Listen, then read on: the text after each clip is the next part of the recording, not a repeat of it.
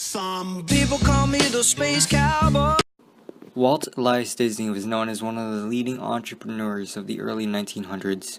He's best known for his company Walt Disney and the movies he produced like Fantasia, Pinocchio, Bambi, and Dumbo. After his death, his company has gone on to be one of the most successful ventures in the 21st century.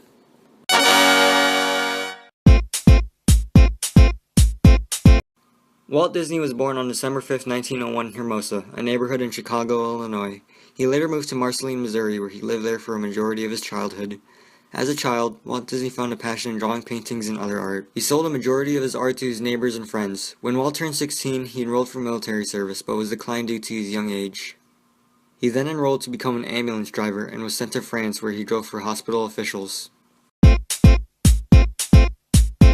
Disney returned to America after the war in 1919. He moved to Kansas City, where he pursued his love of arts by becoming an artist for a newspaper company. Eventually, he created a film studio called Laugh-O-Gram Studio, which ended up being short-lived and went bankrupt. However, the films he created, which he called Alice comedies, ended up being wildly successful, which led him to buying his new studio. Later on, he moved the studio to California.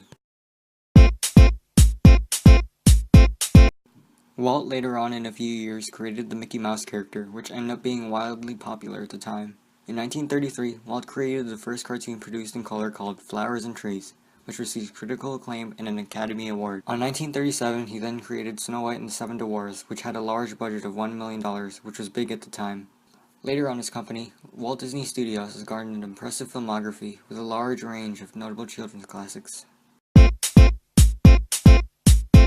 Walt Disney proceeded to create Disneyland in 1955 so he could help fund his television projects, the Mickey Mouse Club and Walt Disney's Disneyland. In 1965, Walt had large plans for his new projects Disney World and another park he called Experimental Prototype Community of Tomorrow. Sadly, he passed away on December 15, 1966 from lung cancer before he could finish the projects, due to him being a heavy smoker. His brother Roy continued Walt's projects after his death. Walt left a large legacy to his family, and his movie studio is now one of the biggest companies in the 21st century.